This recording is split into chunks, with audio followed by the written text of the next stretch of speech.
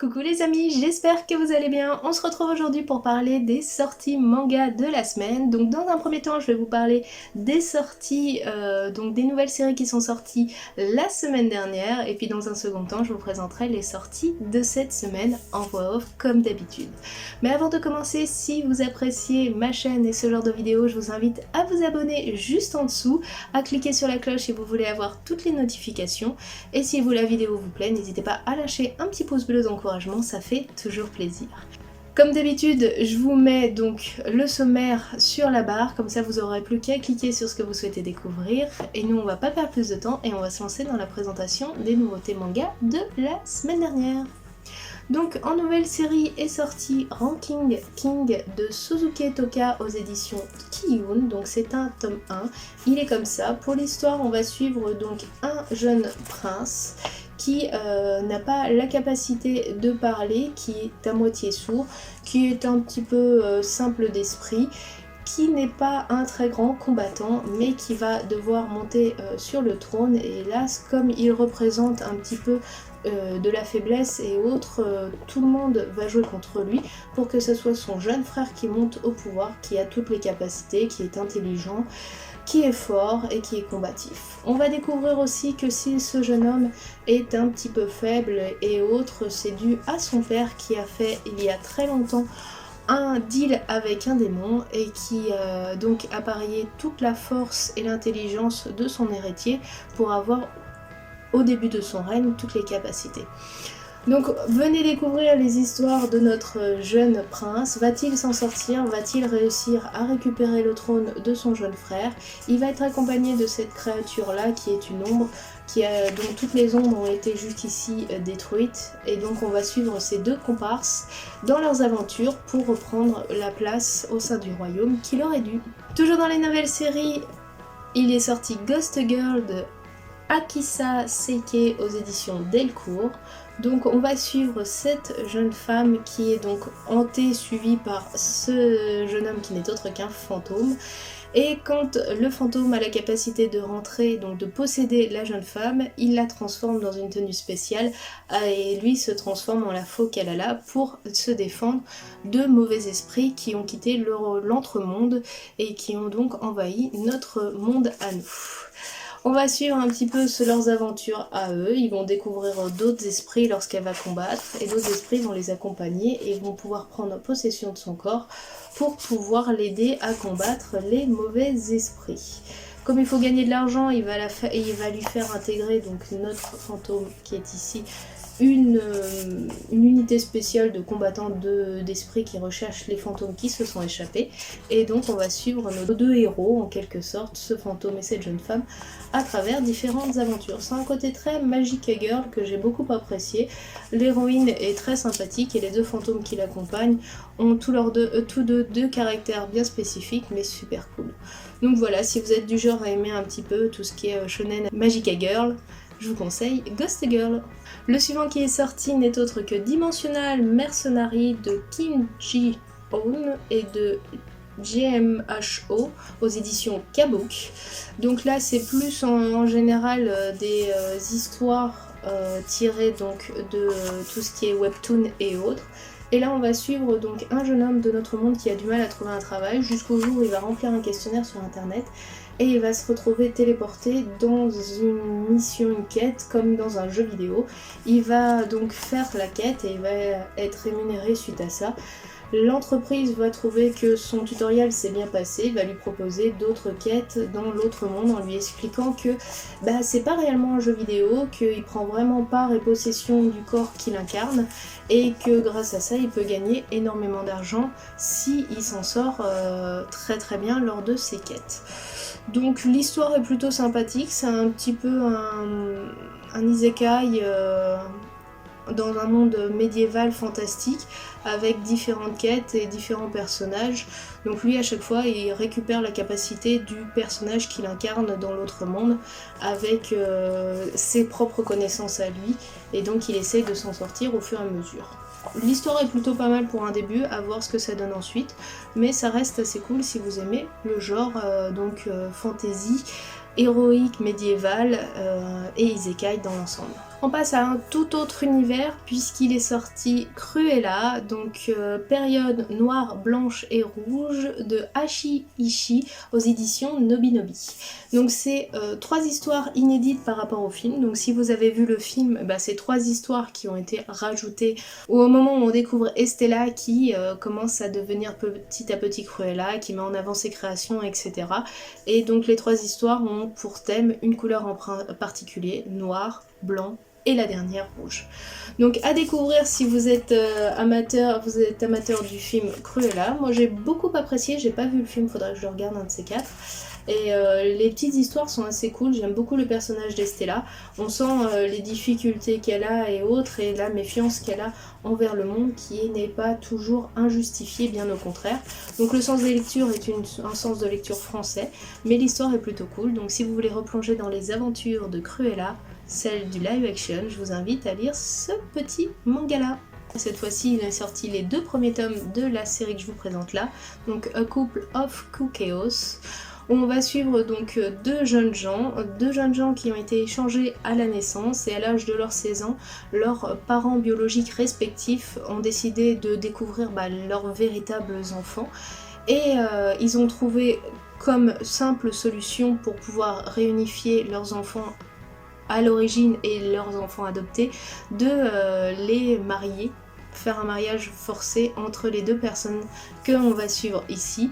Donc c'est 2 personnes qui sont tirées d'univers complètement différents, puisque la jeune fille est une jeune fille d'une famille extrêmement riche qui est starlette des réseaux sociaux, et lui est tiré d'une famille plutôt modeste, qui vit donc avec ses 2 parents et sa sœur, mais qui est très intelligent et qui fait tout son possible pour faire partie du top 1 de l'élite de son école, et c'est une école très très branchée, très importante en termes de rendu et autres. Donc on va suivre la rencontre de nos 2 personnages, les relations avec leurs parents respectifs et les parents qui les ont adoptés en quelque sorte, et on va voir l'évolution de ces 2 personnes-là qui avaient une vie bien avant leur rencontre. Malgré ce besoin des parents de faire en sorte qu'ils se mettent ensemble et qu'ils se marient, et eux vont prouver qu'ils ont d'autres envies, d'autres besoins et d'autres recherches, ainsi soit-il. Ils vont quand même tout faire pour s'entraider, une amitié va commencer à se construire, et c'est plutôt mignon et attachant, donc si vous souhaitez le découvrir, n'hésitez pas. Ça reste de la romance plutôt sympathique. C'était A Couple of Chaos. Et on continue la présentation des mangas avec Hello, Hello and Hello aux éditions Moonlight. Donc le scénario c'est de Aya Azuki, le dessin c'est Teruya et le character design c'est Buta. Et donc cette histoire c'est un one shot, c'est une histoire d'amour entre un garçon et une jeune fille, et en fait vous allez vivre les événements par tranche de vie et par événement. L'histoire se déroule en 4 ans, sauf que il semblerait qu'à chaque fois la jeune fille et le jeune homme se rencontrent, et le jeune homme semble avoir oublié la jeune fille, mais ce n'est pas le cas de la demoiselle. Et on va faire leur rencontre à chaque fois, comment elle le pousse à devenir plus motivée, à aller plus de l'avant, etc. Et bien qu'au début on a du mal un petit peu à comprendre pourquoi elle agit comme ça, pourquoi à chaque fois elle repart de zéro, ça semble pas trop la déranger, et pourquoi à chaque fois que la semaine se passe bien, elle lui fait faire une promesse et elle le traite de menteur. Donc vous allez suivre cette histoire et découvrir le mystère qui entoure notre jeune fille qui est ici, et comment se termine leur histoire d'amour. C'est un petit one shot si vous aimez les romances, c'est très sympathique, ça vaut le coup d'œil, c'est un petit peu triste mais ça vaut vraiment le coup de lecture si c'est votre genre. Cette fois-ci on passe dans un domaine beaucoup plus sombre puisque je vais vous présenter Enfants des Abysses, le sanctuaire des dieux, donc c'est de Erutov aux éditions de HT. Donc voilà pour la couverture. Là cette fois-ci on va suivre donc une jeune fille qui fait partie du monde des humains. Dans son monde à elle, il existe 2 populations, les plus riches et les démunis, les sans famille comme on les nomme. Les enfants sont élevés jusqu'à un certain âge, et puis a lieu une cérémonie, et quand les enfants n'ont pas du sang des anciens dieux en leur âme et corps, ils sont envoyés en sacrifice aux dieux pour pouvoir préserver la paix dans leur monde. La jeune fille va être donc envoyée en sacrifice dans le domaine des dieux. Elle va réussir à s'en sortir grâce à un dieu qui va venir la sauver en quelque sorte. Et de là, on va suivre son aventure, son évolution et autres. C'est un premier tome qui est très prometteur, qui met toute l'histoire en place. C'est un petit peu compliqué au début parce qu'il y a beaucoup de détails, beaucoup d'univers. Les dieux en eux-mêmes ont des formes très atypiques. Le design est un peu compliqué, je trouve. Par moments, j'ai un peu eu du mal à comprendre qui était quoi, à quoi ressemblaient réellement ce qui nomme les dieux, enfin les entités divines.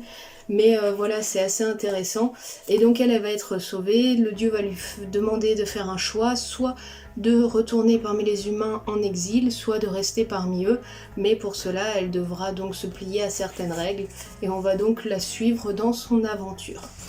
C'est assez fantastique, c'est assez intéressant, et puis c'est toujours l'histoire d'une pauvre orpheline qui va tout donner pour pouvoir survivre au point de devenir bien autre chose que ce qu'on avait pensé. Donc une première lecture très intéressante pour ceux qui aiment ce genre-là. Dans un tout autre genre, il est sorti le tome 1 et le tome 2 de Sakamoto Days. Donc là, on va suivre un gérant d'épicerie qui est en fait un ancien tueur à gages qui a rencontré l'amour et qui a décidé de s'établir calmement. Mais il n'a pas oublié, c'était l'élite dans les tueurs à gages, et en fait un de ses anciens apprentis va essayer de le retrouver et de le tuer, et en fin de compte il va l'engager au sein de l'épicerie pour l'aider à son quotidien au sein de l'épicerie et autres. Donc on a ce mélange très intéressant entre l'épicier un peu rondouillard, un peu tranquille, et le tueur à gages d'élite qu'il était autrefois et qu'il est toujours mis en place. À la fin du tome 1, on va voir qu'il y a donc un contrat d'1 million de yens qui a été mis sur la tête donc de notre héros, et on va donc suivre le petit groupe qu'ils ont formé pour la survie donc de la famille de notre héros, ainsi que de ses apprentis qui vont l'accompagner tout au long de l'histoire. C'est plein d'humour, on y passe un très bon moment, c'est un mélange entre action et vie quotidienne assez cool, et puis notre héros principal qui est très peu loquace est vraiment très très fun, cet épicier ancien tueur d'élite qui est très très fort. Dans la série des bouquins qui viennent de sortir, vous allez retrouver donc Dragon Quest Emblem of Roto, donc les héritiers de l'emblème. C'est de Kamui Fujimara, au scénario on a Jun Eshima et à la supervision Yoshi Ohori. Donc voilà, là on va suivre l'histoire de ce jeune homme. Donc c'est un prince d'un royaume où tout a disparu, tous les êtres vivants ont disparu, sauf lui à un certain moment, effectivement. Donc, et lui, il a perdu la mémoire, il se souvient plus du tout de qui il est et comment il a atterri là. On va le suivre tout au début dans un groupe de brigands où il refuse de tuer, il a vraiment du mal face à ça, et malgré tout c'est un épéiste hors pair. Il va faire la rencontre d'anciennes personnes, d'anciens enfants avec qui il jouait quand il était beaucoup plus jeune, et il va donc partir en quête de son histoire et de son passé à travers différentes aventures, et tout d'abord au sein de son royaume et du palais dans lequel il a grandi, où il se souvient petit à petit des événements qui se sont passés le jour où tout le monde a disparu. Donc ça reste du Dragon Quest, c'est assez cool. Hop, je vous montre à l'intérieur. Il n'y a pas tant que ça de texte, il y a beaucoup de pages où en fin de compte c'est juste du design. Les différents personnages qui sont présentés sont plutôt sympathiques.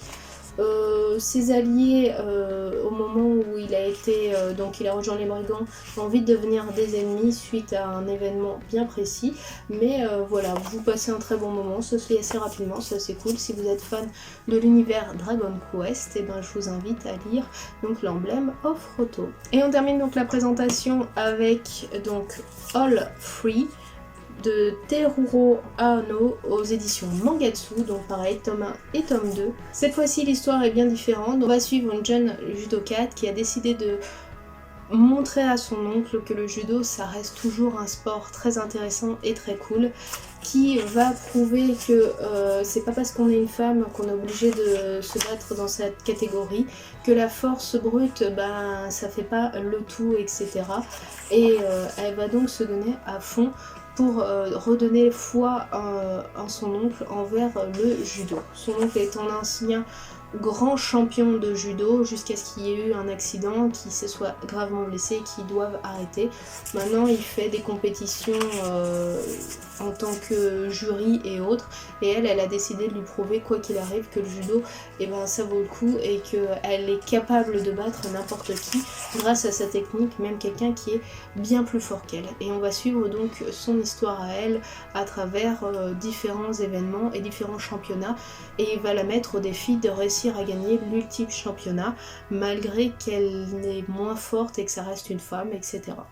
L'histoire est plutôt cool, on va suivre donc notre héroïne qui est très assidue, qui est très très forte en judo, qui est admirée par ses propres capacités, etc. et qui va se mettre souvent en difficulté face à des combattants qui ont bien plus de force qu'elle. Donc si vous aimez l'univers du judo et puis de la compétition, je vous conseille All Free, vous pourriez apprécier ce genre de lecture. Et voilà les amis, désolée c'était un petit peu long parce qu'il y avait énormément de sorties la semaine dernière, le temps de tout lire et de tout vous présenter, ça a mis un petit peu de temps.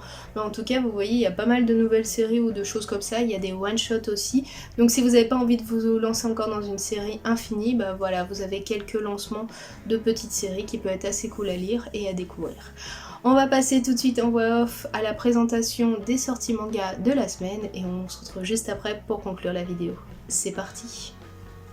On commence avec les sorties du 20 avril, où là, du côté de Panini Manga, vous allez pouvoir retrouver Mars Red tome 3, qui conclut donc la série. Sido tome 14, nouvelle édition, et Vampire Knight tome 7. Du côté de Delcourt, vous allez retrouver la Perfect édition de Beck tome 5, Tanya the Evil tome 17, Mon coloc est une gameuse tome 2, Otome Game tome 4, Le jeu de la mort tome 7, Légende vivante tome 4, Réincarné dans un autre monde tome 4, et on terminera avec Darling in the Franxx tome 2. Du côté de Pika, vous allez pouvoir retrouver le tome 19 de Eden Zero, le tome 3 de Fortnite of Apocalypse, le tome 7 de The Fable, I Feel in Love After School tome 8, Fragment d'elle tome 5, tome 8 de Black Shadow, tome 7 de Sensuel Dilemme, et on terminera avec le tome 7 de Snow White. Aux éditions Kazé, vous allez pouvoir retrouver le tome 8 de Mashal, le tome 14 de Queen's Quality, le tome 12 de His Favorite, et enfin le tome 19 de Beyblade. Aux éditions H2T, vous allez pouvoir retrouver le tome 3 de Flair Levium. Chez Glénat, vous allez retrouver le tome 20 de Dr Stone, le tome 4 de Shangri-La Frontière, le tome 8 de Apossims, la planète des marionnettes, et enfin le tome 3 de Le livre des sorcières qui conclut donc cette série. Chez Nobinobi, vous allez retrouver le tome 3 de Yuzu, la petite vétérinaire, et le tome 11 de Au grand air. On passe aux sorties du 21 avril. Du côté de Kiyun, vous allez pouvoir retrouver Echo tome 8, tome 11 des liens du sang, tome 16 le Requiem du roi des roses, et enfin le tome 24 de Witch Hunter. Du côté d'Akata, vous allez retrouver Les chroniques d'Aspharéo tome 9, Teenage Renaissance tome 4, Made in Heaven tome 9, et enfin le tome 2 de Poison quotidien. Et on termine avec Meian, où vous allez pouvoir retrouver du côté de Tombée du ciel le tome 15 et le tome 16. Pour ce qui est du 22 avril 04, du côté de Noévé Graphics, vous allez pouvoir retrouver Hôtel Volnik tome 2. On passe du côté donc des nouvelles séries qui démarrent cette semaine, et on va commencer par le 20 avril, où du côté de Bamboo Édition, vous allez pouvoir retrouver le tome 1 et le tome 2 de 300 jours avec toi, sachant que la série ne comporte que 2 tomes et qu'un coffret est prévu. Du côté de Nobinobi, vous allez pouvoir retrouver Heterogenia Linguistico de Saltseno, donc étude linguistique des créatures fantastiques, tome 1. Du côté de Panini Manga, vous allez pouvoir retrouver le tome 1 et le tome 2 nouvelle édition de Soul Keepers. Chez Pika, vous allez pouvoir retrouver le tome 1 de Black Box de Tsutomu Takahashi et We Must Never Fall in Love de Haru Tsukishima. Vous allez aussi pouvoir retrouver du côté de Delcourt un coffret de Bizarre Adventure de Orioko Araki. Et pour ce qui est du 22 avril, vous allez retrouver chez Atelier Akatombo Que reste-t-il de nos rêves, tome 1 et tome 2 de Yumi Sudo. Et du côté du Lézard Noir, vous allez pouvoir retrouver La boîte lumineuse de Seiko Erizawa ainsi que Eikapan de Eldo Yoshimizu. Et voilà les amis, on en a donc terminé avec la présentation des sorties manga, donc les nouvelles séries que je vous ai présentées en début de vidéo, et puis les sorties de cette semaine. Je sais pas vous ce que vous attendez en particulier, moi je sais que je vais continuer La Légende Vivante que j'adore, etc. Et puis du côté des nouvelles séries, on verra un petit peu ce qui sort et ce que je vous présenterai la semaine prochaine. En tout cas, je vous remercie d'avoir suivi la vidéo jusqu'ici, elle était un petit peu longue, mais c'est parce qu'il y avait énormément de nouvelles séries de sorties. Nous on se retrouve très bientôt pour d'autres vidéos, en attendant je vous souhaite une très bonne semaine, bonnes vacances à ceux qui le sont, et nous on se retrouve très bientôt. Je vous fais tout plein de bisous et je vous dis à très bientôt. Ciao, bye bye!